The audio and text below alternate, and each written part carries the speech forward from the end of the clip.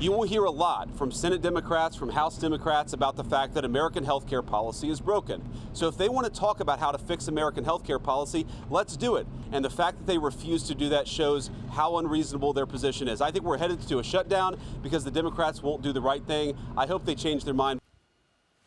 All right, there's VP J.D. Vance signaling the government will likely shut down tonight, just after midnight, as Democrats are refusing to support the Republicans' continuing resolution without adding hundreds of billions of additional health care spending. The Senate will vote today on the House-passed bill, keeping government funded until November. The upper chamber, however, rejecting plans from both Republicans and Democrats earlier this month. Joining me now is Oklahoma Senator James Lankford. Senator, it's good to see you. Thank you so much for being here. How do you think this plays out? Tough to be able to tell at this point in the day, but I would tell you we're going to have the Democrat proposal and then the proposal that's already passed the House that'll actually keep the government open for 7 more weeks, just status quo, just where we are, no changes on it. That we're open to bring up and just have Democrats vote on that. That's happened 13 times in the last 4 years that we've gotten to a moment like this. We just did an extension of current year funding under Republican and Democrat leadership. For some reason, the Democrats this time have decided, you know what, I don't want to keep it open at current year funding. I want $1 trillion more in spending to be able to just keep it open for a few weeks. We've said, obviously, that's ridiculous, and we're not sure why the Democrats are so eager to have a big shutdown fight.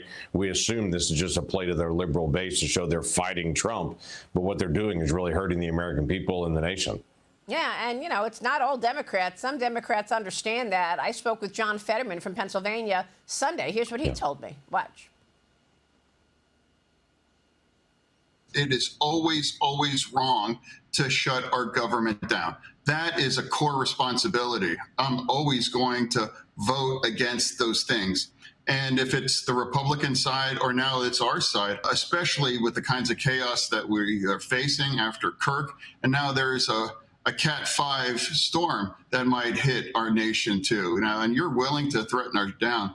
I was the only Democrat voting against that. And now that CR was the same CR from the Biden administration as well too. Right. For me, I'm a big believer of if you want to change the policies, win elections. And that's really the way democracy works. So, I mean, Senator, if it's the same CR that was there under the Biden administration, it looks to me like the Democrats just want to fight Trump. No matter what happens, whatever Trump says, they want to get on the other side. Yeah, it seems that way. Back in March, a few Democrats joined the Republicans just to be able to keep the government open. Their far left base just pounded on them politically and said it's a terrible thing to do. We want you to fight Trump at every stage. And so now literally the same thing is up again to say, let's just keep it open. Let's keep the conversation going. There's 12 appropriation bills that have to be done. 3 of them we've got pretty good agreement on. 9 of them we're getting closer on. In the next 7 weeks, we could finish this up and actually do the appropriations process the right way on it. So this little barrier to be able to get through the next 7 weeks, we feel like would give us enough time to be able to finish things up and to be able to have those bipartisan conversations that they're talking about. But they're just determined that they're going to show they're fighting Trump on it, where they're actually hurting the American people. Unbelievable. What time is the vote?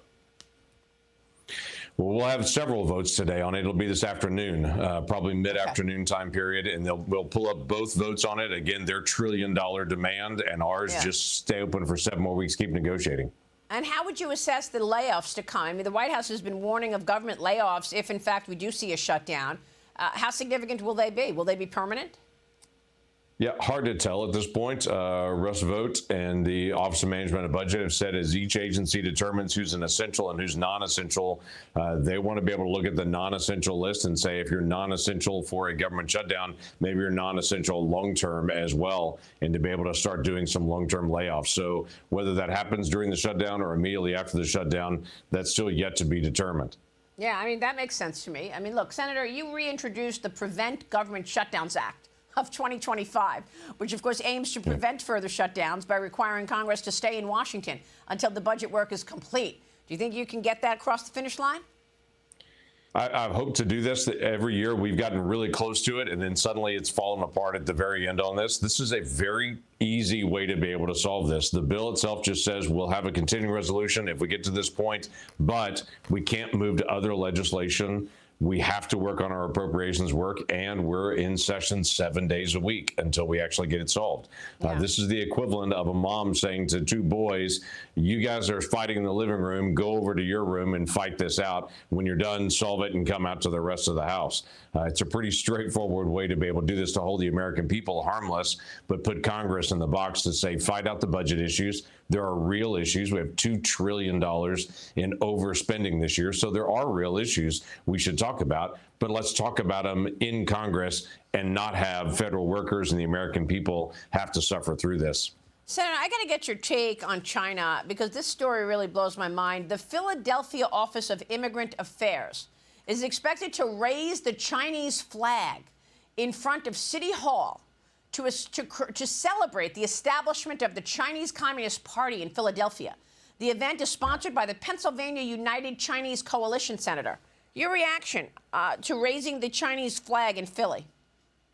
Yeah, I saw that story as well. This is twice that they've already done it. During the first Trump administration, they decided they were going to, I guess, poke President Trump in the eye by celebrating communism. They're now doing it again, literally in the birthplace of our republic, where the Declaration of Independence is signed and the Constitution is formed. They're celebrating the oppression of over 1 billion people in China. It's just unbelievable to me. I mean, for the Chinese people that are living in Philadelphia, those folks have fled from communism. They fled from the oppression that's there. And now for someone in Philadelphia to go celebrate that oppression, I think is a stick in the eye of the people that have fled from China.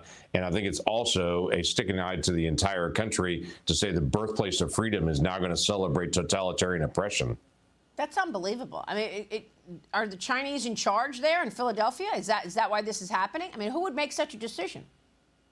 I would tell you the immigration office there is the one that's actually celebrating communism there, and their own city hall and their own leaders. But that tells you where the leadership of Philadelphia is, that they would identify communism as something they would put up in front of the people of Philadelphia to celebrate.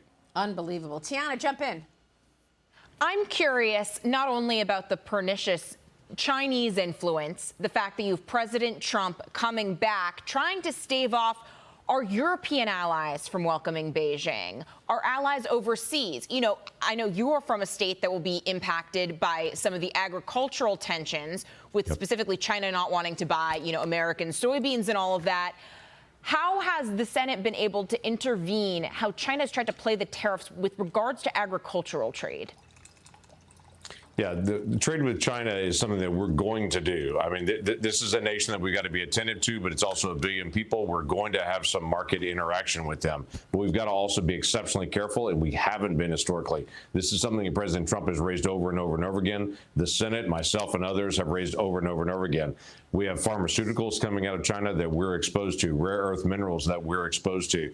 If they cut off rare earths, if they cut off pharmaceuticals coming into the United States from China, we're in trouble here in our basic economy. You cannot have your food, your medicine, your energy be dependent on any one source, or they could cut that off and they actually control you.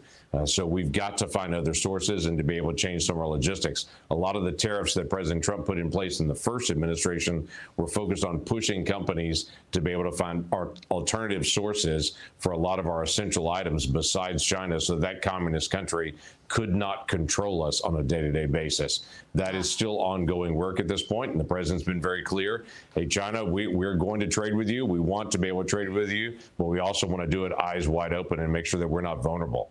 All right, we will leave it there. A lot to talk about this morning with you, Senator. We so appreciate your time and your work. We'll be watching for a shutdown later. James Lankford. Thanks, sir.